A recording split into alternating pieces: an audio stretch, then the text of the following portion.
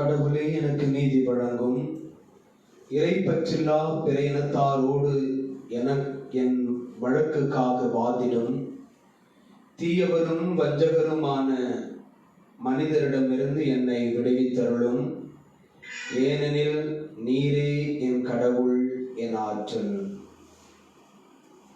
திருப்பாடல்கள் 42 இறைவசனங்கள் 1 மற்றும் 2.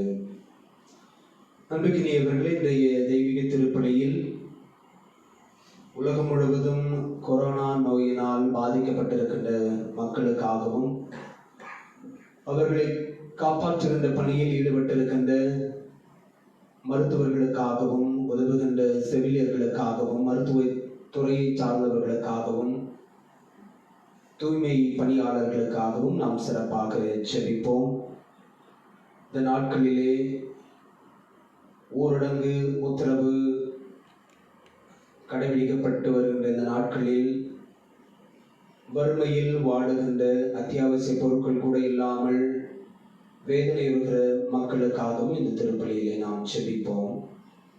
மேலும் இன்றைய திருப்பலியை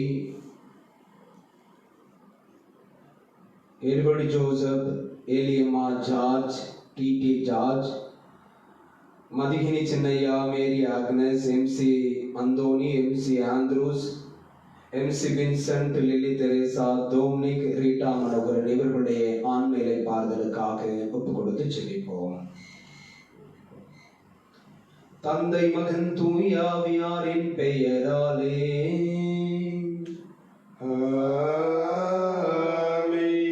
நம் தந்தையாகி கடவுளிடமிருந்தும் ஆண்டவராகிய இயேசு கிறிஸ்துவிடமிருந்தும் அருளும் அமைதியும் உங்கள் அனைவரோடும் இருப்பதாக. உம் ஆன்மாவோடும் இருப்பதாக. இயேசுவில் அன்புக்குரியவர்களே, தவக்காலத்தினுடைய 5வது ஞாயிற்றுக்கிழமைக்குள் இன்று நாம் நுழைகிறோம்.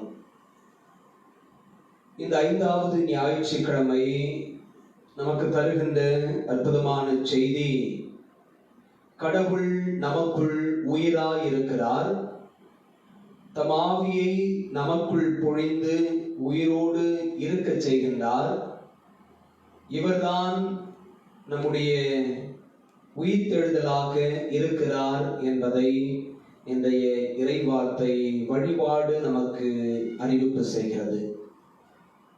இறைவாக்கினர் எசேக்கியேல் புத்தகத்திலிருந்து எடுக்கப்பட்ட இன்றைய முதல் வாசகத்தின் வழியாய் கடவுள் மீதான நம்முடைய நம்பிக்கையை ஆழப்படுத்திக் கொள்ளவும், அவர் நம்முடைய நம்பிக்கையை அதிகரிக்க செய்கின்ற அற்புதமான கடவுளாய் இருக்கிறார் என்பதையும், அவரால் ஆகாதது ஒன்றுமில்லை என்பதையும் இன்றைய முதல் வாசகத்தின் வழியாய் நாம் பெற்றுக்கொள்கின்றோம்.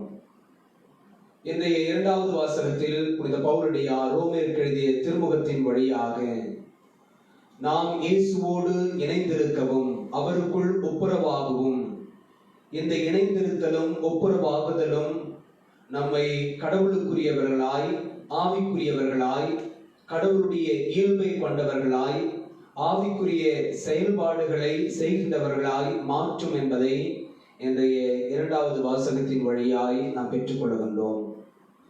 இன்றைய நற்செய்தி யோவான் நற்செய்தியிலிருந்து எடுக்கப்பட்ட லாசருடைய உயிர்த்தெழுதல் சம்பவம்.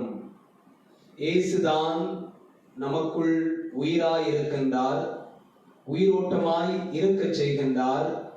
இவர்தான் நம்முடைய உயிர்த்தெழுதலாய் வாழ்வாய் இருக்கிறார்.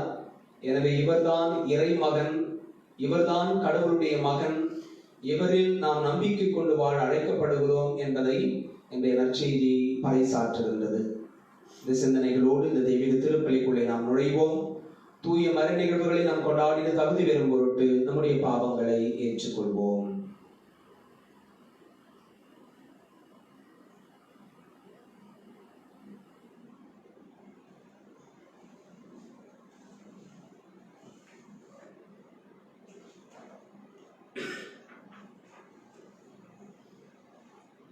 எல்லாம் வல்ல இறைவனிடமும் சகோதர சகோதரிகளே, உங்களிடமும் நான் பார்வையை கேட்டுக்கொள்கிறேன். ஏனெனில் என் சிந்தனையாலும் சொல்லாலும் செயலாலும் கடவுளில் தவறியதாலும் பாவங்கள் பல செய்தேன். என் பாவமே, என் பாவமே, என் பெரும் பாவமே. ஆகையால் எப்பொழுதும் கனியான புனித மரியாதையும் வானதூதர் புனிதர் அனைவரையும் சகோதர சகோதரிகளே உங்களையும் நம் இறைவனாகிய ஆண்டவரிடம் எனக்காக வேண்டிக் கொள்ள மன்றாடுகிறேன். எல்லாம் உள்ள இறைவன் நம் மீது இறக்க வைத்த நம் பாவங்களை மன்னித்து நம்மை நிலை வாழ்வுக்கு அழைத்து செல்வாராக. ஆமென். ஆண்டவரே இரக்கமாயிரும். ஆண்டவரே இரக்கமாயிரும். கிறிஸ்துவே இரக்கமாயிரும். கிறிஸ்துவே இரக்கமாயிரும். ஆண்டவரே இரக்கமாயிரும். ஆண்டவரே இரக்கமாயிரும். மன்றாடுவோமாக. ஆண்டவரே எங்கள் இறைவா, உம் திருமகன் உலகை அன்பு செய்து சாவுக்கு தம்மையே கையளித்தார். உமது உதவியால் அதே அன்பில் நாங்களும் விரைந்து முன்னேறி செல்ல அருள் புரிவீராக. உம்மோடு தூயாவியாரின் ஒன்றிப்பில் இறைவனாய் என்றென்றும் வாழ்ந்து ஆட்சி செய்கின்றவர் வழியாக உம்மை மன்றாடுகின்றோம். ஆமென்.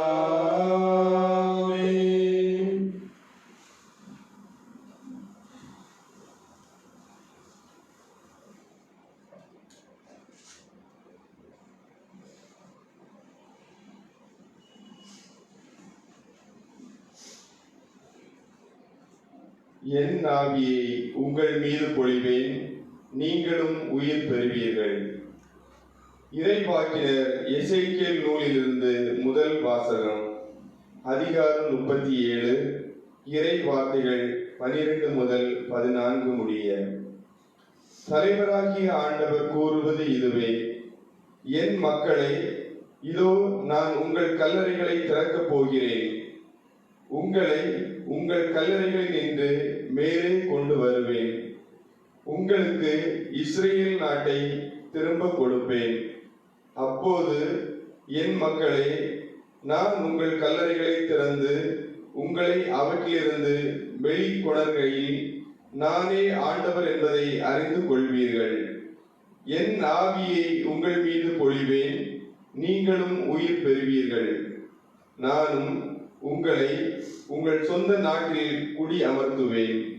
ஆண்டவராகிய நான் உரைத்தேன், நானே இதை செய்தேன் என அப்போது அறிந்து கொள்வீர்கள் என்கிறார் தலைவராகிய ஆண்டவர். ஆண்டவரின் அருள் வாக்கு. இறைவனுக்கு நன்றி. பதிலுரை பாடல் பல்லவி. ஆண்டவரிடமே பேரன்பும் மீட்பும் உள்ளது. ஆண்டவரிடமே பேரன்பும் மீட்பும் உள்ளது. ஆண்டவரே, ஆழ்ந்த துயரத்தில் இருக்கும் நான் உம்மை நோக்கி மன்றாடுகிறேன். ஆண்டவரே, என் மன்றாட்டுக்கு செவி சாய்த்தருளும். என் விண்ணப்ப குரலை உம்முடைய செவிகள் கவனத்துடன் கேட்கட்டும். பல்லவி. ஆண்டவரிடமே பேரன்பும் மீட்பும் உள்ளது. ஆண்டவரே, நீர் என் குற்றங்களை மனதில் கொண்டிருந்தால் யார்தான் நிலைத்து நிற்க முடியும்? நீரோ மன்னிப்பு அளிப்பவர், மனிதரும் உமக்கு அஞ்சி நடப்பவர். பல்லவி. ஆண்டவருக்காக ஆவலுடன் நான் காத்திருக்கிறேன். என் நெஞ்சம் காத்திருக்கின்றது. அவரது சொற்களுக்காக ஆவலுடன் காத்திருக்கின்றேன். விடியலுக்காய் காத்திருக்கும் காவலரை விட, ஆம், விடியலுக்காய் காத்திருக்கும் காவலரை விட என் நெஞ்சம் என் தலைவருக்காய் ஆவலுடன் காத்திருக்கின்றது. பல்லவி. ஆண்டவரிடமே பேரன்பும் மீட்பும் உள்ளது. பேரன்பு ஆண்டவரிடமே உள்ளது. மிகுதியான மீட்பு அவரிடமே உண்டு. எல்லா தீவினைகளில் நின்றும் இஸ்ரேலை மீட்பவர் அவரே. பல்லவி. ஆண்டவரிடமே பேரன்பும் மீட்பும் உள்ளது.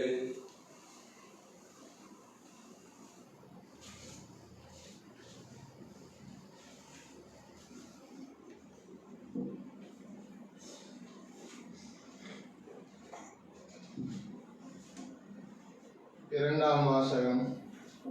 இறந்த இயேசுவை உயிர்த்தெழ செய்தவரின் ஆவி உங்களுக்குள் குடிக்கொண்டிருக்கிறார்.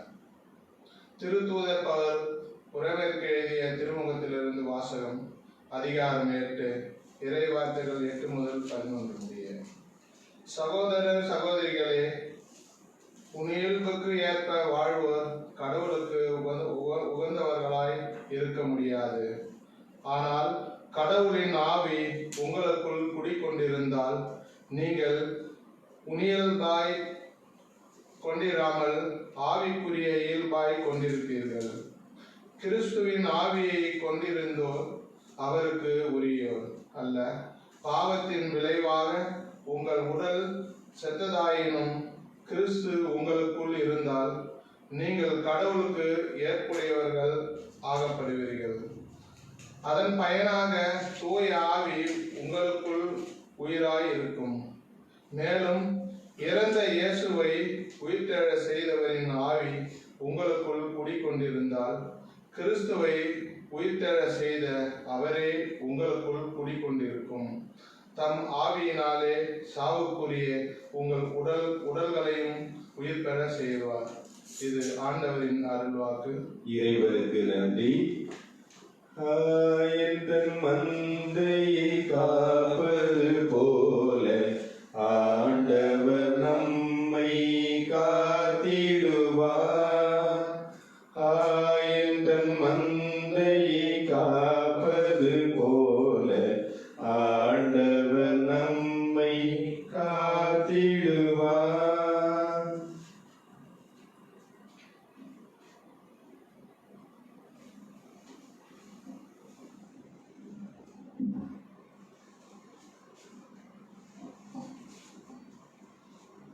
ஆண்டவர் உங்களோடு இருப்பாராக.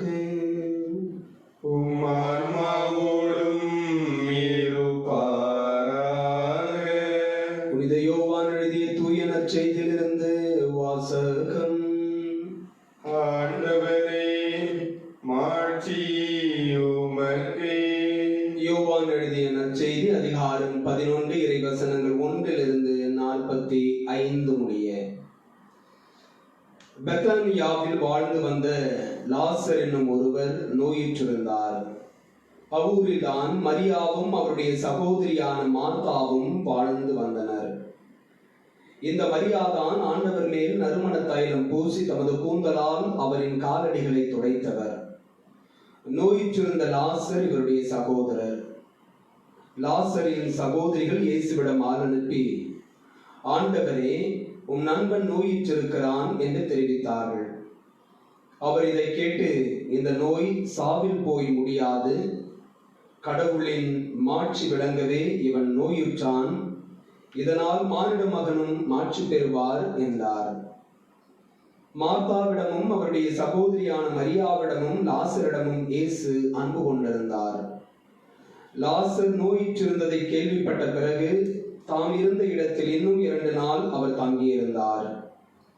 பின்னர் தம் சீடரிடம் மீண்டும் யூதேயாவுக்கு போவோம், வாருங்கள் என்று கூறினார். அவருடைய சீடர்கள் அவரிடம், ரபி, இப்போதுதானே யூதர்கள் உம்மேல் கல்லெறிய முயன்றார்கள், மீண்டும் அங்கு போகிறீரா என்று கேட்டார்கள். இயேசு மறுமொழியாக, பகலுக்கு 12 மணி நேரம் உண்டு அல்லவா? பகலில் நடப்பவர் இடறி விழுவதில்லை, ஏனெனில் பகல் ஒளியில் பார்க்க முடிகிறது. ஆனால் இரவில் நடப்பவர் இடறி விழுவார், ஏனெனில் அப்போது ஒளி இல்லை என்றார். இவ்வாறு கூறிய பின், நம் நண்பன் லாசர் தூங்குகிறான், நான் அவனை எழுப்புவதற்காக போகிறேன் என்றார். அவருடைய சீடர் அவரிடம், ஆண்டவரே, அவர் தூங்கினால் நலமடைவார் என்றனர். இயேசு அவருடைய சாவை குறிப்பிட்டே இவ்வாறு சொன்னார். வெறும் தூக்கத்தையே அவர் குறிப்பிட்டதாக சீடர்கள் நினைத்தார்கள். அப்போது இயேசு அவர்களிடம், லாசர் இறந்துவிட்டான் என்று வெளிப்படையாக சொல்லிவிட்டு, நான் அங்கு இல்லாமல் போனது பற்றி உங்கள் பொருட்டு மகிழ்கிறேன். ஏனெனில் நீங்கள் என்னை நம்புவதற்கு இது ஒரு வாய்ப்பளிக்கிறது. அவரிடம் போவோம், வாருங்கள் என்றார். திதிம் என்னும் தோமா தம் உடன் சீடரிடம், நாமும் செல்வோம், அவரோடு இறப்போம் என்றார். இயேசு அங்கு வந்தபோது லாசரை கல்லறையில் வைத்து ஏற்கனவே 4 நாள்கள் ஆகியிருந்தது. பெத்தானியா எருசலேமுக்கு அருகில் ஏறக்குறைய 3 கிலோமீட்டர் தொலைவில் இருந்தது. சகோதரர் இறந்ததால் மார்த்தா, மரியா இவர்களுக்கு ஆறுதல் சொல்ல பலர் அங்கே வந்திருந்தனர். இயேசு வந்து கொண்டிருக்கிறார் என்று கேள்விப்பட்டதும் மார்த்தா அவரை எதிர்கொண்டு சென்றார். மரியா வீட்டில் இருந்து விட்டார். மார்த்தா இயேசுவை நோக்கி, ஆண்டவரே, நீர் இங்கே இருந்திருந்தால் என் சகோதரன் இறந்திருக்க மாட்டான். இப்போது கூட நீர் கடவுளிடம் கேட்பதையெல்லாம் அவர் உமக்கு கொடுப்பார் என்பது எனக்கு தெரியும் என்றார். இயேசு அவரிடம், உன் சகோதரன் உயிர்த்தெழுவான் என்றார். மார்த்தா அவரிடம், இறுதி நாள் உயிர்த்தெழுதலின் போது அவனும் உயிர்த்தெழுவான் என்பது எனக்கு தெரியும் என்றார்.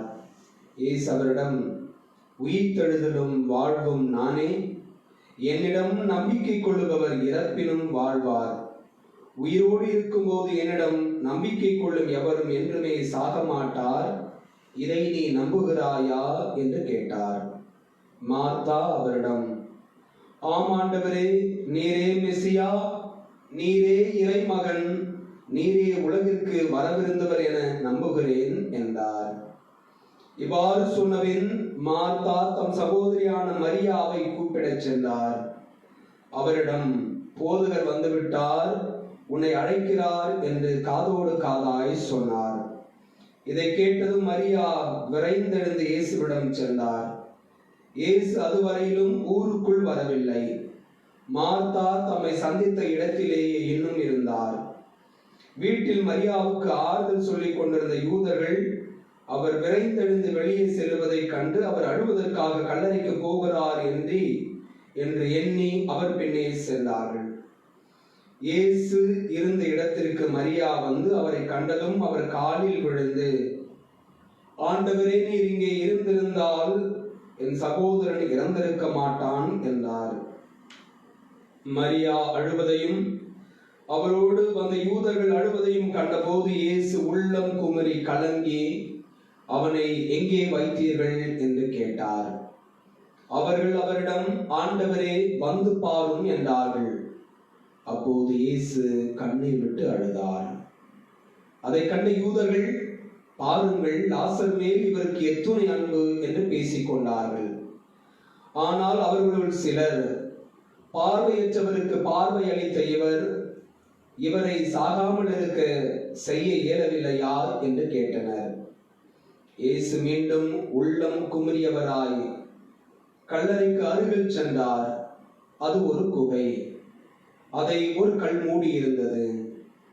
கல்லை அகற்றிவிடுங்கள் என்றார் இயேசு.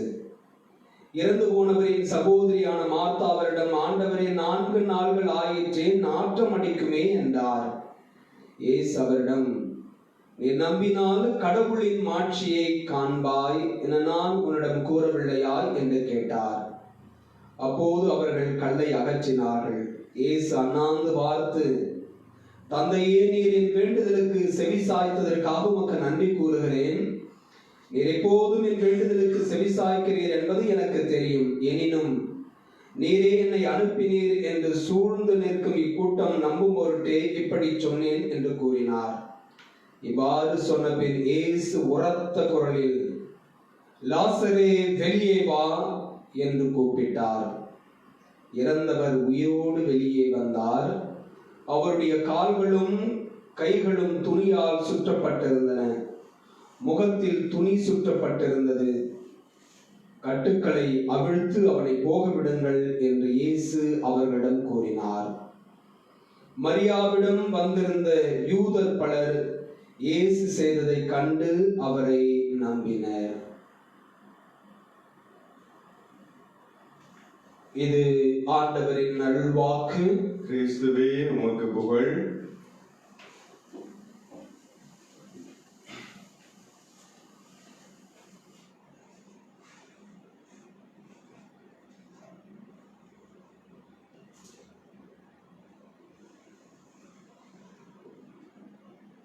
ஆண்டவரே, நீரே மெசியா, நீரே இறைமகன், நீரே உலகிற்கு வரவிருந்தவர் என நம்புகிறேன் என்றார். யோவான் நற்செய்தி 11ஆம் அதிகாரம் 27வது இறைவசனம். இயேசுவில் அன்புக்குரியவர்களே, தவக்காலத்தினுடைய 5வது ஞாயிற்றுக்கிழமைக்குள் இன்று நாம் நுழைந்திருக்கின்றோம். இந்த தவக்காலத்தினுடைய 5வது ஞாயிற்றுக்கிழமை இறைவார்த்தை வழிபாடு தருகின்ற செய்தியை நாம் இன்று வாசிக்க கேட்ட பகுதிகளினுடைய பின்னணியில் தியானிப்போமே என்று சொன்னால், ஒரு மிகப்பெரிய செய்தியை நாம் இழக்க நேரிடும் என்று நான் எண்ணுகின்றேன். காரணம், இந்த தவக்காலம் முழுவதும் வருகின்ற ஞாயிறு வாசகங்களை, குறிப்பாக நற்செய்தி பகுதிகளை நாம் வாசிப்போமே என்று சொன்னால், அல்லது மீண்டும் ஒரு முறை மறுவாசிப்பு செய்வோமே என்று சொன்னால், ஒரு செய்தி மீண்டும் மீண்டுமாய் அழுத்தமாய் சொல்லப்படுகிறது. அது இயேசு மெசியா என்றும், இயேசு ஆண்டவர் என்றும், இயேசு இறைமகன் என்றும் மீண்டும் மீண்டுமாய் கடந்த 5 வார இறைவார்த்தை வழிபாடு நமக்கு அழகாய் சொல்லுகின்றது. பிரியமானவர்களே, பேதுருவை பற்றி இப்படி ஒரு கதை சொல்லுவார்கள். புனித பேதுரு மோட்சத்தின் வாசலில் நின்று கொண்டிருந்தாராம். இறந்து போனவர்கள் ஒருவராக நீதி தீர்ப்புக்கு சென்றுவிட்டு அவர்களை வழி அனுப்புகின்ற பொழுது ஒரு மனிதர் மோட்சத்தை நோக்கி வந்து கொண்டிருந்தாராம். பேதுரு அந்த மனிதரை தடுத்து அவரிடம் சில கேள்விகளை கேட்டாராம்.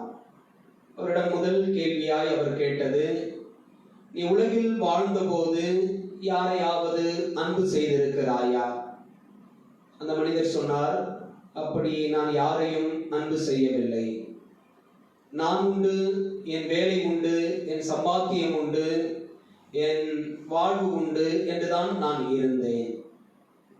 மீண்டும் பேதுரு கேட்டாராம், ஒரு மனிதரை கூடவா நீ உலகில் இருந்த பொழுது அன்பு செய்யவில்லை? மீண்டும் அந்த மனிதர் சொன்னாராம், அப்படி நான் யாரையும் அன்பு செய்ததாக எனக்கு நினைவில்லை. காரணம், நான் என்னை பற்றித்தான் அதிகமாக யோசித்துக் கொண்டிருந்தேன், என் வாழ்க்கையை பற்றித்தான் நான் யோசித்துக் கொண்டிருந்தேன். எனவே என்னுடைய வாழ்க்கையை நான் வாழ்ந்து கொண்டிருந்தேன். இதற்கு மத்தியில் யாரையும் நான் அன்பு செய்யவில்லை என்று சொன்னாராம். மீண்டும் பேதுரு அந்த மனிதரிடம் கேட்டாராம், நீ உலகில் இருந்த பொழுது ஒரு சிறு குழந்தையை கூடவா அன்பு செய்யவில்லை என்று சொல்லி. அந்த மனிதர் நன்றாக யோசித்து விட்டு சொன்னாராம், அப்படி நான் யாரையும் அன்பு செய்ததாக, ஒரு குழந்தையை கூட நான் அன்பு செய்ததாக எனக்கு நினைவில்லை என்று சொல்லி சொன்ன பொழுது பேதுரு சொன்னாராம், அப்படி என்றால் இந்த மோட்சத்திற்குள் வர அருகதையற்ற தகுதியற்ற மனிதன் நீ உனக்கென்று இருக்கிற இடத்திற்கு போ என்று சொல்லி அனுப்பினாராம். இப்படியாக வழக்கத்திலே ஒரு கதை சொல்வார்கள். அன்புக்குரியவர்களே, இன்று உலகம் ஒரு மிகப்பெரிய அவசர நிலையை எதிர்கொண்டிருக்கிறது. இந்த பிரபஞ்சத்தினுடைய இயல்பு வாழ்வு முடங்கி கிடக்கிறது.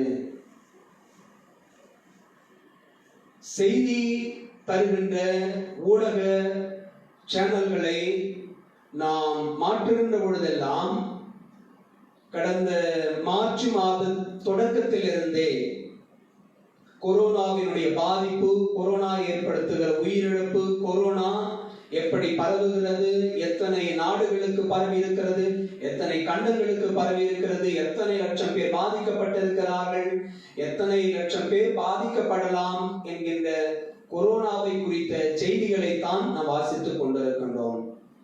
இந்த கொரோனாவால் இந்த உலகத்தினுடைய பொருளாதார நிலை முற்றிலுமாய் முடங்கி கிடக்கிறது. எல்லா துறையிலும் வேலைகள் நிறுத்தப்பட்டிருக்கிறது.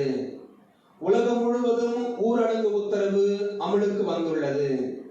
ஒவ்வொரு நாட்டிலும் ஏறக்குறைய 197 நாடுகளை கடந்து மிக வேகமாக இந்த கொரோனா தொற்று நோய் பரவி கொண்டிருப்பதால் அந்த நாட்டிலே பணியாற்றுகிறவர்களுடைய எல்லா பணியிடங்களும் மூடப்பட்டு வீட்டிலே இருக்குமாறு அனுப்பி வைக்கப்பட்டிருக்கின்றார்கள்.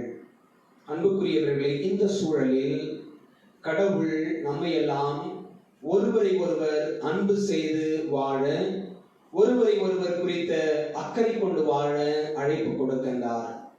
காரணம், இந்த கொரோனா தொற்று நோய் யாருக்கு வருகிறது என்று நம்மால் கணிக்க முடியவில்லை. இவர்களால் பரவுகிறது, இவர்கள்தான் காரணமாய் இருக்கிறார்கள், இவர்களிடமிருந்து நாம் சமூக விலகலில் இருப்போம் என்கின்ற முன்னெச்சரிக்கை நடவடிக்கைகள் நமக்கு கொடுக்கப்பட்டாலும் இந்த தொற்று நோய் மிக வேகமாக பரவி கோர தாண்டவம் ஆடிக்கொண்டிருக்கிறது. எனவே ஊரடங்கு உத்தரவு கொடுக்கப்பட்டிருக்கிற இந்த நாட்களில் நாம் அரசினுடைய முன்னெச்சரிக்கை நடவடிக்கைகளுக்கு ஒத்துழைப்பு கொடுப்போம். இந்த ஒத்துழைப்பு நம்மை வீட்டில் இருக்கும்படியாய் செய்யட்டும்.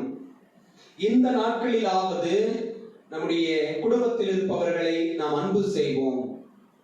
கணவர்கள் மனைவியரை, மனைவியர் கணவர்களை, கணவனும் மனைவியுமாய் பெற்றோர் நிலையிலிருந்து பிள்ளைகளை, பிள்ளைகள் தங்களை ஈட்டெடுத்த பெற்றோரை புரிந்து கொள்ள, உறவினை ஆழப்படுத்திக் கொள்ள, அன்பு செய்ய கடவுள் நமக்கு இன்று அழைப்பு தருகின்றார். அன்புக்குரியவர்களே, இதனை கடந்து இன்றைய இறைவார்த்தை வழிபாடு தருகின்ற செய்தி. தவக்காலத்தினுடைய முதல் வார நற்செய்தி மார்ச் மாதம் 1ஆம் தேதி இயேசு சோதிக்கப்பட்ட அல்லது இயேசு சோதனைக்கு உட்படுத்தப்பட்ட பகுதியை நாம் வாசித்தோம். வார்த்தை சொல்லுகிறது, இயேசு அலகையினால் சோதிக்கப்படுவதற்காக பாலைநிலத்திற்கு தூய ஆவியால் அழைத்து செல்லப்பட்டார். அவர் 40 நாள் இரவும் பகலும் நோன்பிருந்தார். அவர் பின் பசியுற்றார். இயேசு பசியுற்றிருக்கிறார். இப்பொழுது சோதிக்கிறவன் வருகின்றான். வந்தவுடன் இயேசுவை அணுகி அவன் சொல்லுகிற வார்த்தைகளை கவனமாய் கேளுங்கள். நீர் இறைமகன் என்றால், நீர் இறைமகன் என்றால், அந்த சோதிக்கிறவனுக்கு இயேசு இறைமகன் என்பது தெரிந்திருந்தது. எனவேதான் சோதிக்கின்றவன், அந்த சாத்தான் அல்லது பேய், இயேசுவிடம் நீர் இறைமகன் என்றால். அன்புக்குரியவர்களே, இயேசு இறைமகன். எனவேதான் சோதிக்கிறவனுக்கு கீழ்ப்படியாமல் கடவுளுக்கு கீழ்ப்படிந்தவராய் தான் இறைமகன் என்பதை இயேசு வெளிப்படுத்துகின்றார். கீழ்ப்படிந்து நடந்ததால் இயேசு இறைவனுக்குரியவராய் இறைமகனாய் இருந்தார் என்பதை விவிலியம் நமக்கு சொல்லுகின்றது. அவர் எந்த அளவுக்கு கீழ்ப்படிந்து நடந்தார்? பவுலடியார் சொல்லுவது போல சிலுவை சாவை ஏற்கும் அளவுக்கு அவர் கீழ்ப்படிந்து நடந்தார். இந்த கீழ்ப்படிதல் இயேசுவை இறைமகன் என்பதற்கு சான்று பகர்கிறது. அன்புக்குரியவர்களே, தவக்காலத்தினுடைய 2வது ஞாயிறு மார்ச் மாதம் 8ஆம் தேதி இயேசு உருமாறிய நிகழ்வை, தோற்றமாறிய சம்பவத்தை நாம் தியானித்தோம். இயேசுவோடு அந்த தாபோர் மலைக்கு சென்ற சீடர்கள் இயேசுவினுடைய உருமாற்றத்தை கண்டு அவர்கள் மலைத்து போனார்கள். அந்த சம்பவம் அவருடைய புருவங்களை உயர்த்தி நிற்க செய்தது. அவர்கள் மலைத்து போனார்கள். அந்த மலைப்பு அங்கேயே இருக்கும்படியாய் அவர்களை தூண்டுகின்றது. எனவே சீடர்கள் ஒருவர் சொல்லுகின்றார், நாம் இங்கேயே இருப்போம். காரணம், இயேசுவினுடைய அந்த தோற்றமாற்றம், அவர் எதிர்கொண்ட மோசே, எலியா இறைவாக்கினர்கள், இந்த காட்சியை கண்ட சீடர்கள் இயேசுவை இறைமகன் என்று எண்ணுவதற்கான, நம்புவதற்கான ஒரு வாய்ப்பை கொடுக்கிறது. காரணம், அவர்கள் விண்ணகத்திலிருந்து, வானிலிருந்து ஒரு குரலொலியை கேட்டார்கள். அந்த குரலொலி என்ன சொல்லுகிறது? இவரே என் அன்பார்ந்த மகன், இவரில் நான் பூரிப்படைகிறேன். இந்த அன்பார்ந்த மகன் யார்? இயேசு என்கின்ற இறைமகன். இயேசு இறைமகன் என்பதை சீடர்கள் அறிந்து கொள்ளும்படி, உணர்ந்து கொள்ளும்படி, நம்பும்படி கடவுள் வெளிப்படுத்துகின்றார். அன்புக்குரியவர்களே, தவக்காலத்தினுடைய 3வது 4வது ஞாயிற்றுக்கிழமை நாம் வாசிக்க கேட்டோம். இயேசுவும் சமாரிய பெண் குறித்த பகுதியையும் நாம் வாசிக்க கேட்டோம். அந்த பகுதியில் இயேசுவை சந்தித்த இந்த சமாரிய பெண் தன்னுடைய உரையாடல் மூலமாய் இயேசு கிறிஸ்து என்பதையும், கிறிஸ்து மெசியா என்பதையும், மெசியா என்று சொல்லப்பட்ட இயேசுதான் இறைமகன் என்பதையும் அவள் நம்புகின்றாள். அவள் நம்புவதற்கான சூழலை இயேசு உருவாக்கி கொடுக்கின்றார். அந்த உரையாடல் அவளுக்குள் ஒரு உளமாற்றத்தை கொண்டு வருகிறது. அந்த உளமாற்றம் அவளை நற்செய்தி அறிவிப்பு செய்கின்ற இயேசுடைய பெண் சீடத்தியாய் மாற்றுகிறது. அவள் ஊருக்குள் செல்லுகின்றாள். தான் பெற்ற அனுபவத்தை பகிர்ந்து கொள்ளுகின்றாள். ஊருக்குள் இருந்தவர்கள் ஊருக்கு வெளியே வருகிறார்கள். இயேசுவை தங்களோடு தங்கும்படி அழைக்கின்றார்கள். அவர்களோடு இயேசு இருக்கின்றார். இறையாட்சி குறித்த நற்செய்தியை பகிர்கின்றார். இறுதியாக அவர்கள் சொல்லுகின்றார்கள், நீர் சொன்னதால் நாங்கள் நம்பவில்லை, நாங்களே அனுபவித்தோம், கேட்டோம், எனவே நம்புகிறோம். இயேசு கிறிஸ்து என்றும், இயேசு மெசியா என்றும், இயேசு இறைமகன் என்றும் நம்புகிறோம் என்று சொல்ல நாம் வாசிக்க கேட்டோம். அன்புக்குரியவர்களே, கடந்த ஞாயிற்றுக்கிழமை யோவான் எழுதிய நற்செய்தியிலிருந்து நாம் வாசிக்க கேட்ட பகுதி பிறவிலேயே பார்வையற்றிருந்த ஒரு மனிதரை குறித்த செய்தி.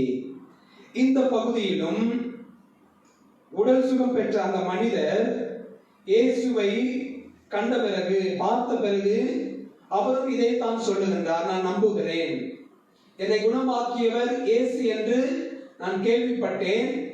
ஆனால் இப்பொழுது உங்களை சந்திக்கின்ற பொழுது நீர் கடவுளுடைய மகன், நீர் இறை மகன், நீர் கிறிஸ்து, நீர்தான் வரவிருந்தவர் என்பதை நானும் நம்புகிறேன் என்று சொல்லி தம்முடைய விசுவாசத்தை அறிக்கையிடுகின்றார். அன்புக்குரியவர்களே, இன்றும் கூட நாம் வாசிக்க கேட்டோம், மரியா இயேசுவிடம் இப்படித்தான் சொல்லுகின்றார், நீர் இறைமகன் என்பது எனக்கு தெரியும், நீர் ஆண்டவர் என்பது எனக்கு தெரியும், நீர் உலகிற்கு வரவிருக்கிறவர், நீர் மெசியா என்பது எனக்கு தெரியும் என்றெல்லாம் தன்னுடைய விசுவாசத்தை அறிக்கையிடுகின்றார். அந்த விசுவாசம் தன் சகோதரனை திரும்ப பெற்றுக்கொள்ளும்படியாய் செய்கிறது. அன்புக்குரியவர்களே, மிக சுருக்கமாக குறிப்பிட வேண்டும் என்று சொன்னால், இந்த தவக்காலத்தில் நாம் வாசிக்க கேட்ட எல்லா ஞாயிறு இறைவார்த்தை வழிபாடும், குறிப்பாக நற்செய்திகளும், இயேசு இறைமகன் என்பதை, இயேசு அபிஷேகம் செய்யப்பட்டவர் என்பதை, இயேசு மெசியா என்பதை, இயேசு ஆண்டவர் என்பதை, இயேசு உலகிற்கு வர இருந்தவர் என்பதை மிக அழுத்தமாய் சொல்லுகின்றது. இந்த மெசியா இயேசு கிறிஸ்து ஆண்டவர் இறைமகன் மீதுதான் நம்முடைய நம்பிக்கையை நாம் அதிகரித்துக் கொள்ள, ஆழப்படுத்திக் கொள்ள இன்றைய இறைவார்த்தை வழிபாடு நமக்கு அழைப்பு தருவதாக நான் பார்க்கின்றேன். பிரியமானவர்களே, இன்றைய முதல் வாசகம் எசேக்கியேல் புத்தகத்திலிருந்து எடுக்கப்பட்ட பகுதி உலர்ந்த எலும்புகள் உயிர் பெற்றெழுதல் என்கின்ற பகுதி. உலர்ந்த எலும்புகளின் பள்ளத்தாக்கு என்கின்ற தலைப்பில் கொடுக்கப்பட்டிருக்கின்ற விவிலியத்திலே நம்மில் அநேகர் விரும்பி வாசிக்கின்ற பகுதி. இந்த பகுதியிலிருந்து எடுக்கப்பட்ட இன்றைய முதல் வாசகத்தில்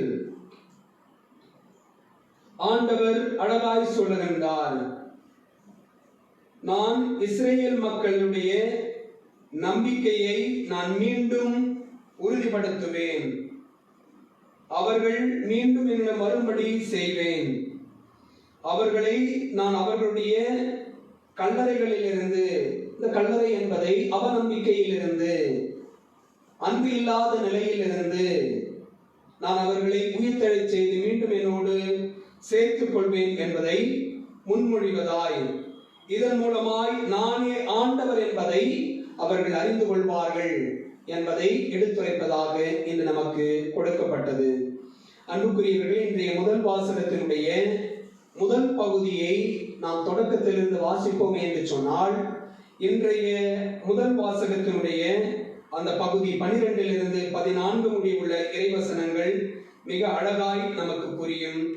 கடவுளுக்கு தம்மை அவர்தான் ஆண்டவர் என்பதை இஸ்ரவேல் ஜனங்கள் உணர்ந்து கொள்ளும்படியாய் அவர் அவர்களுக்கு அறிவிப்பு செய்வதை நமக்கு அழகாய் சொல்லுகின்றது. இன்றைய இரண்டாவது வாசகத்தில் புனித பவுலடியார் ரோமேருக்கு எழுதிய திருமுகத்தின் வழியாகவும் இதைத்தான் நமக்கு சொல்லுகின்றார்.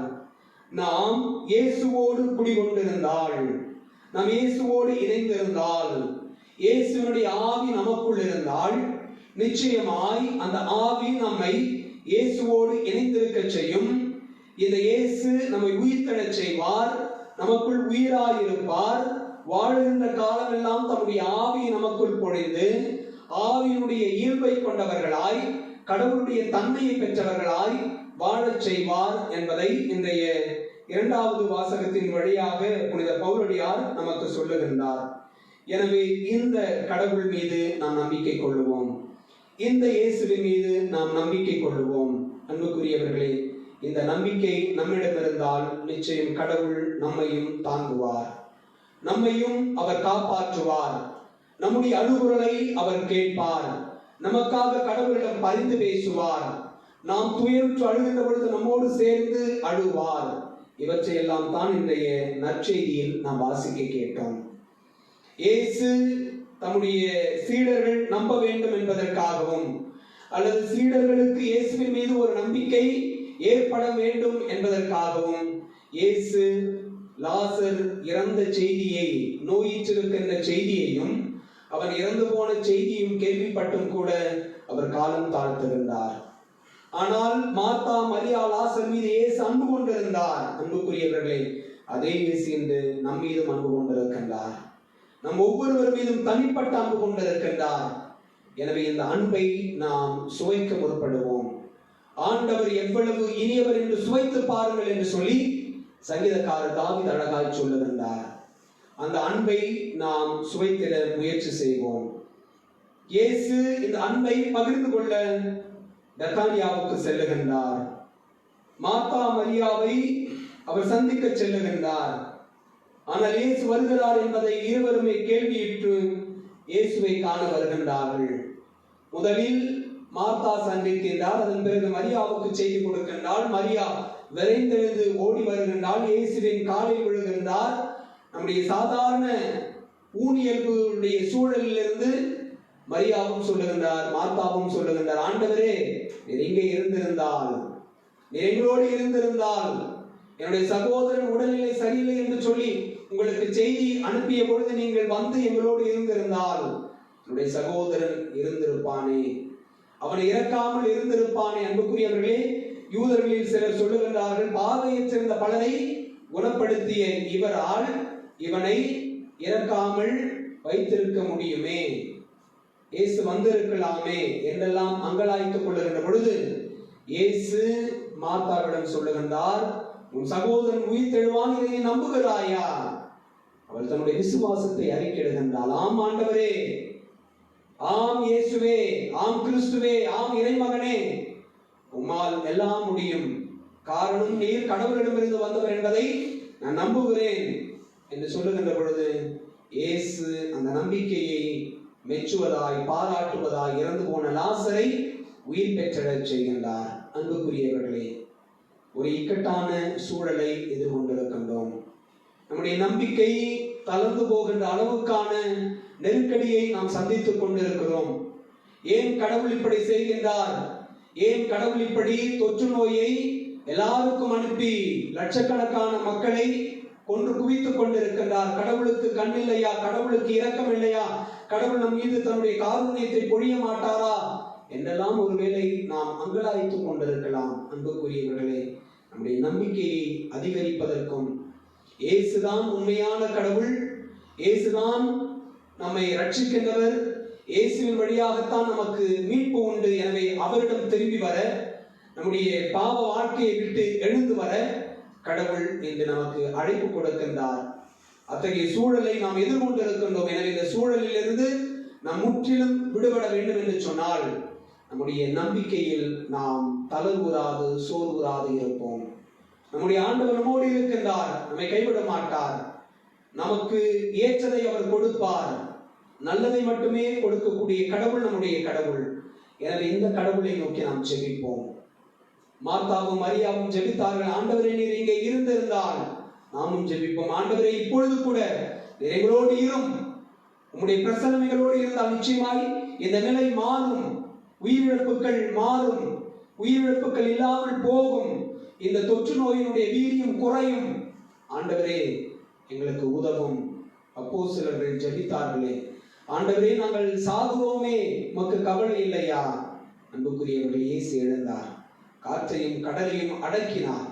நாமும் இப்பொழுது ஜெபிப்போம். ஆண்டவரே, இந்த உலகம் செத்துக் கொண்டிருக்கிறது, அப்பாவி மக்கள் செத்துக் கொண்டிருக்கின்றார்கள், முதியவர்கள் செத்துக் கொண்டிருக்கின்றார்கள், இளைஞர்கள் செத்துக் கொண்டிருக்கின்றார்கள், குழந்தைகள் செத்துக் கொண்டிருக்கின்றார்கள். ஆண்டவரே, உங்களுக்கு கவலை இல்லையா? ஆண்டவரிடம் முறையிடுவோம். நிச்சயமாய் நம்முடைய ஆண்டவர் நம்முடைய முறையிடுதலுக்கு செவிமடுப்பார், நம்முடைய ஜெபத்திற்கு அவர் செவிமடுப்பார். திருப்பாடல்களில் சங்கீதக்காரர் சொல்லுகின்றாரே, நான் ஆண்டவரை நோக்கி மன்றாடினேன், அவரும் என் வலப்பக்கம் சாய்ந்து என் மன்றாட்டுக்கு செவிமடுத்தார். அன்புக்குரியவர்கள், நம்முடைய கடவுள் செவிமடுப்பார். மரியா அவருடைய வேண்டுதலுக்கு செவிமடுத்தார், அவருடைய சகோதரனை திரும்ப கொடுத்தார். தொழுகை கூட தலைவர் யாருடைய வேண்டுதலுக்கு செவி கொடுத்தார், அவருடைய மகளை திரும்ப கொடுத்தார். அன்புக்குரியவர்களே, நம்முடைய கடவுள் கொடுப்பார். நாம் செய்ய வேண்டியதெல்லாம் அந்த ஆண்டவரிடம் திரும்பி வர வேண்டும், அவரிடம் நம்முடைய ஜெபத்தை எழுப்ப வேண்டும். உலகம் முழுவதற்குமாய் மன்றாட நாம் அழைக்கப்படுகின்றோம். இது நம்முடைய சமூக நலன், இது நம்முடைய தலையாய கடமை என்பதை இந்த நாளிலே நாம் உணர்வோம். ஆண்டவரிடம் நாமும் சொல்லுவோம், நீரே ஆண்டவர், நீரே மெசியா, நீரே உலகிற்கு வந்தவர், எங்களை காப்பாற்றுகிறவர், வாழ்வு தருகின்றவர். எனவே ஆண்டவரே, இந்த சூழலை மாற்றும், இந்த நிலையை நாங்கள் எதிர்கொள்ளாதபடி நீர் உதவிடும் என்று சொல்லி தொடர்ந்து இந்த திருப்பலியை செபித்து, இயேசுதான் இறைமகன், இயேசுதான் மெசியா, இயேசுதான் கிறிஸ்து என்பதை நாம் உலகம் முழுவதும் பரப்பிடுவோம். ஆமென்.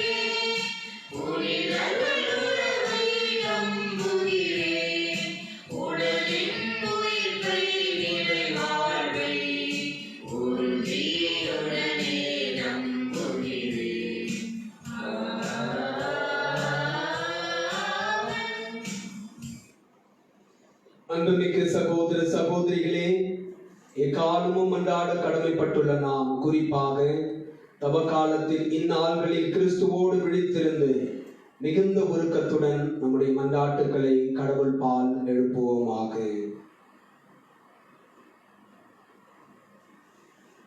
நம்முடைய திரு அவையை வழிநடத்துகின்ற திருத்தந்தை பிரான்சிஸ், ஆயர்கள், குருக்கள், கன்னியர்கள், நற்செய்தி பணியில் ஈடுபட்டிருக்கின்ற அனைவருக்காகவும் ஜெபிப்போம். உலகம் நெருக்கடியான சூழலை எதிர்கொண்டிருக்கின்ற இந்த வேளையில் இவர்கள் எல்லாரும் தாங்கள் பெற்றுக்கொண்ட அழைப்புக்கு ஏற்ப தம்மிடம் ஒப்படைக்கப்பட்ட மந்தைகளுக்காக ஜெபிக்க கடவுளுடைய பேரிரக்கம் இந்த உலகத்தின் மீது பொழியப்பட அருள் வேண்டி செபிப்போம். இவர்களுடைய புனிதமான வாழ்வு, மக்களின் சார்பாய் இவர்கள் ஏற்பெடுக்கின்ற எல்லா சுபங்களும் இயேசுவே உன் திருப்பாதம் வந்து சேர மன்றாடுகின்றோம். எல்லாம் வல்ல இறைவா, எங்கள் மன்றாட்டை கேட்டருளும்.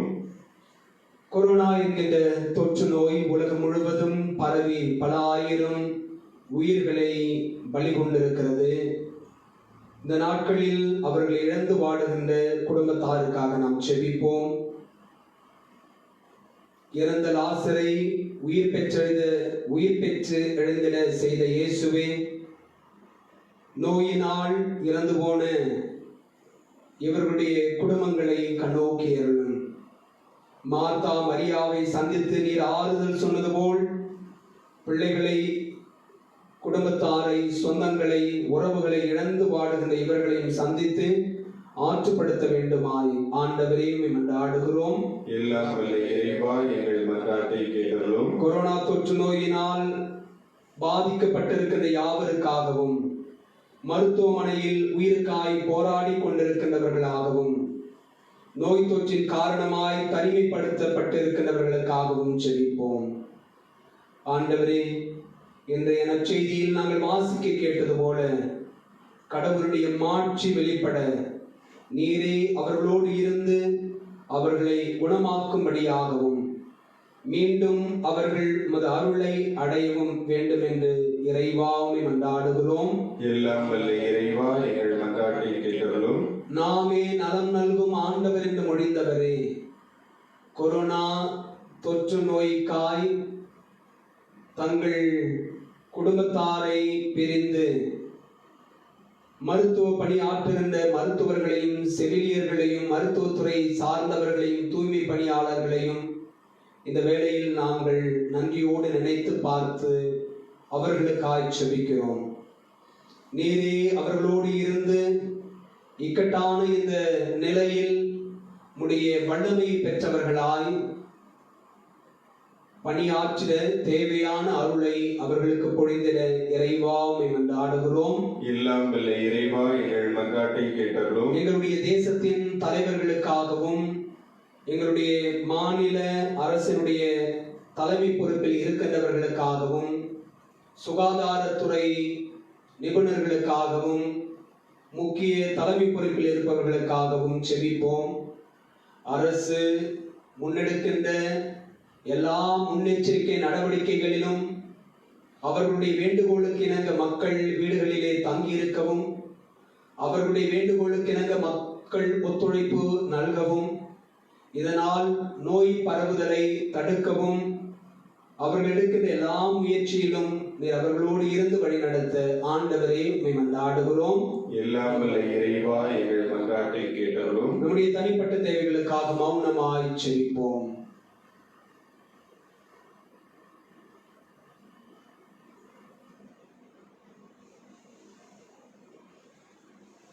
எல்லாம் வல்ல இறைவாவும் மக்கள் முடிதயத்தோடு மனம் திரும்பியுமிடம் வரச் செய்தருளும்.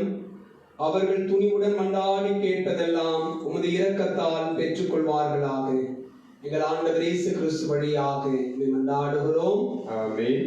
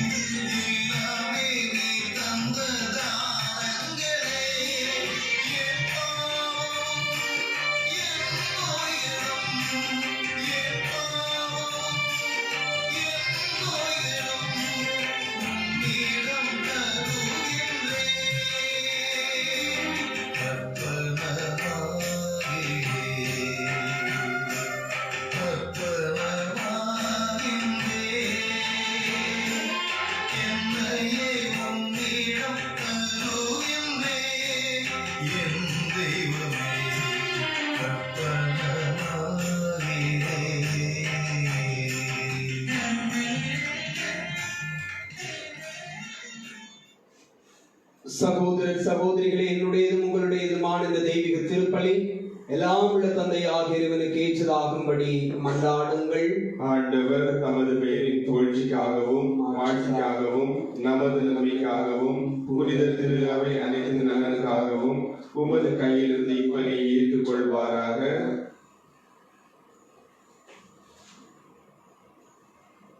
எல்லாம் வல்ல இறைவா, கிறிஸ்துவ நம்பிக்கையின் படிப்பினையால் நீர் நிரப்பியுள்ள உம்மடியார்களுக்கு எங்களுக்கும் செவி சாய்த்தருளும். இப்பலியின் பயனாக இவர்களை புனிதப்படுத்துவீராக. எங்கள் ஆண்டவர் இயேசு கிறிஸ்து வழியாக உம்மை மன்றாடுகின்றோம்.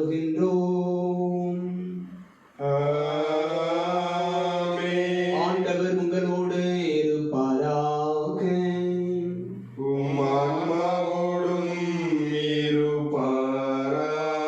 இதயங்களை மேலே எழுப்புங்கள். ஆண்டவரிடம் எழுப்பியுள்ளோம். இறைவனாகிய ஆண்டவருக்கு நன்றி கூறுவோம். அதே தகுதியும் நீதியுமானதே. ஆண்டவரே, தூயவரான தந்தை, என்றும் உள்ள எல்லாம் உள்ள இறைவா, எங்கள் ஆண்டவராகிய கிறிஸ்து வழியாக என்னாலும் இவ்விடத்திலும் நாங்கள் உமக்கு நன்றி செலுத்துவது மெய்யாகவே தகுதி நீதியுமாகும், எங்கள் கடமையும் மீட்புக்குரிய செயலுமாகும்.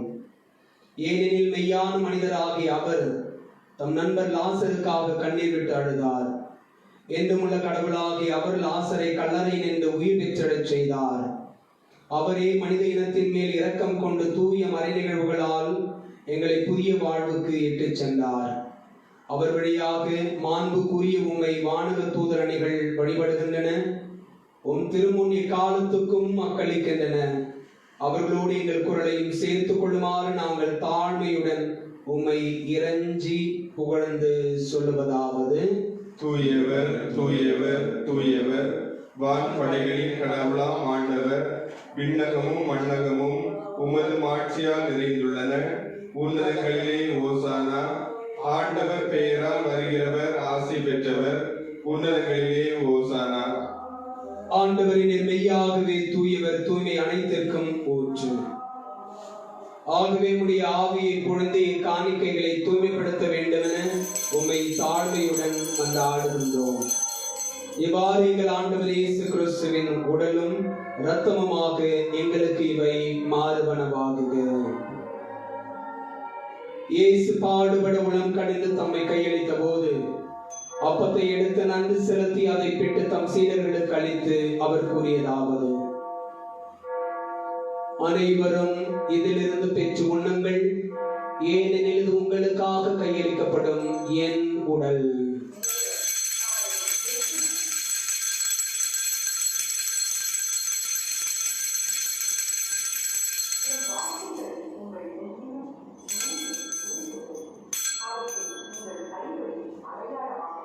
அவ்வண்ணமே இரவு விருந்தை அருந்திய பின் கிண்ணத்தையும் எடுத்து மீண்டும் உமக்கு நன்றி கூறி தம் சீடர்களுக்கு அளித்து நம் தெய்வம் இயேசு கூறியதாவது: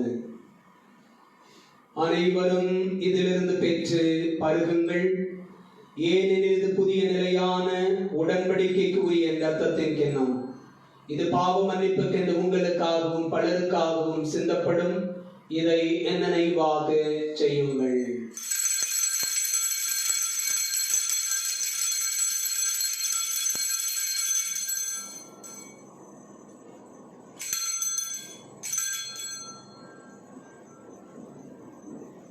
நம்பிக்கையின் மறைபொருள். ஆண்டவரே, நீர் வருமளவும் உமது இறப்பினை அறிக்கையிடுகின்றோம், உமது உயிர்ப்பினையும் எடுத்துரைக்கின்றோம். ஆகவே ஆண்டவரே, நாங்கள் கிறிஸ்துவின் இறப்பினையும் உயிர்ப்பினையும் நினைவு கூர்ந்து வாழ்வு தரும் அப்பத்தையும் மீட்பளிக்கும் கிண்ணத்தையும் உமக்கு ஒப்புக் கொடுக்கிறோம். உம் திருமுனின்று உமக்கு ஊழியம் புரிய தகுந்தவர்களை எங்களை ஏற்றுக்கொண்டீர். எனவே உமக்கு நன்றி செலுத்துகிறோம். மேலும் கிறிஸ்துவின் உடலிலும் இரத்தத்திலும் பங்கு கொள்ளும் எங்களை தூய ஆவியார் ஒன்று சேர்க்க வேண்டும் என உம்மை தாழ்மையுடன் மன்றாடுகின்றோம். ஆண்டவரை, உலகெங்கும் பரவி இருக்கும் அது திரு அவை நினைவு கூர்ந்தருளும் எங்கள் திருத்தந்தை பிரான்சிஸ், எங்கள் அன்பு ஆயர் நீதிநாதன், எல்லா திருநிலையினராகிய அனைவரோடும் உமது திரு அவை அன்பில் நிறைவு பெறச் செய்தருளும். மேலும் உயிர்த்தெழும் எதிர்நோக்குடன் துயில் கொள்ளும் எங்கள் சகோதர சகோதரிகளையும் இறந்தோர் அனைவரையும் இரக்கத்துடன் நினைவு கூர்ந்தும் அது திருமுக ஒளியினுள் ஏற்றருளும். எங்கள் எல்லார் மீதும் இரக்கமாயிரும். கடவுளின் கன்னித்தாயான புனித மரியா, அவருடைய அன்பு கணவரான புனித யோசேப்பு, புனித திருத்தூதர்களில் உலகில் முகுந்தவராயிருந்தோர் ஆகிய புனிதர் அனைவருடனும் நாங்கள் நிலை வாழ்வில் பங்கு கொள்ளும் தகுதி பெற்று உன் திருமகன் இயேசு கிறிஸ்துவோடு உம்மை புகழ்ந்தேத்தும் வரம் அருள உம்மை மன்றாடுகிறோம்.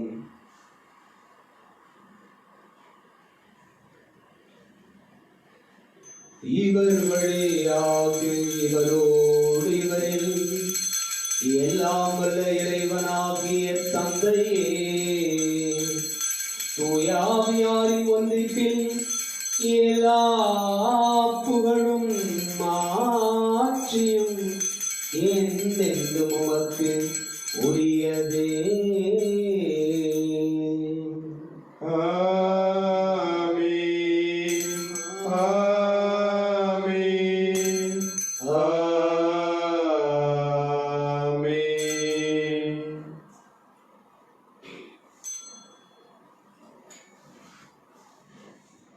மீட்பரின் கட்டளையால் கற்பிக்கப்பட்ட இறைப்படிப்பினையால் பயிற்சி பெற்ற நாம் கரவிரித்து ஜெபிப்போம்.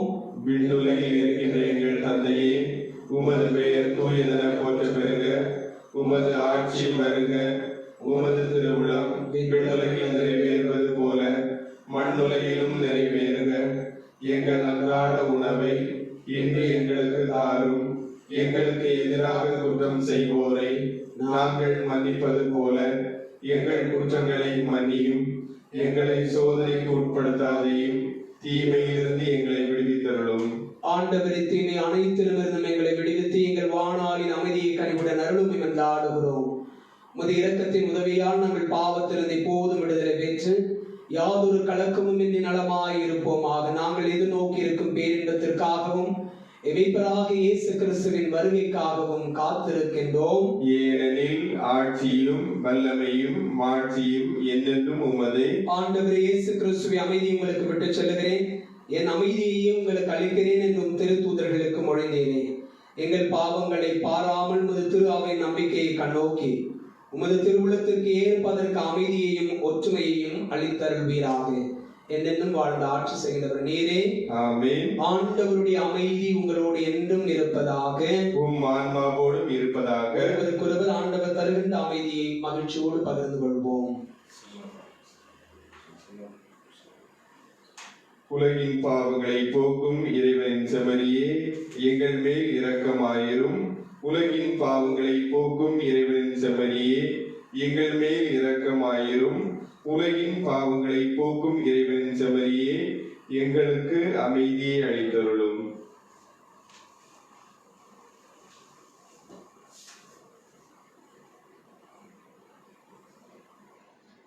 இதோ இறைவனின் செம்மறி, உலகின் பாவங்களை போக்குகின்றவர்.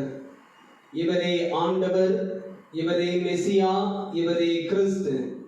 இவருடைய திருவிருந்துக்கு அழைப்பு பெற்றிருக்கிற நாம் எல்லாருமே பேர் பெற்றோர். ஆண்டவரே, நீர் என் இல்லத்தில் எழுந்தருள நான் தகுதியற்றவன். ஆனால் ஒரு வார்த்தை மட்டும் சொல்லி அருளும், எனது ஆன்மா நலமடையும்.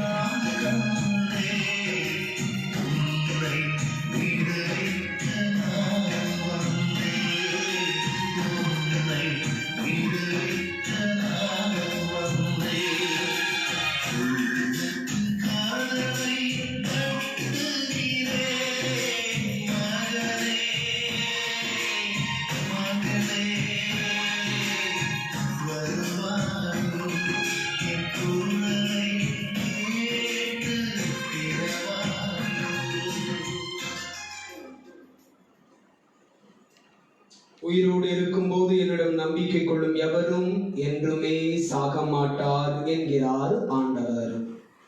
யோவான் நற்செய்தி 11ஆம் அதிகாரம் 26வது இறைவசனம். நன்றியோடு மன்றாடுவோமாக. எல்லாம் வல்ல இறைவா, எங்களுக்கு அருள் புரிய உம்மை வேண்டுகிறோம்.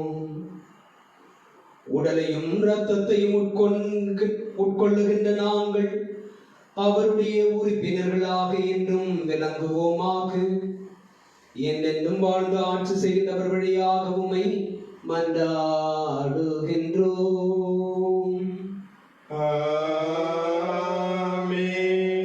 ஆண்டவர் உங்களோடு இருப்பாராக. உம் ஆன்மாவோடும் இருப்பாராக. என்றும் வாழும் இல்லாமல் இறைவன் தந்தை, மகன், தூய ஆவியார் உங்களை ஆசீர்வதிப்பாராக.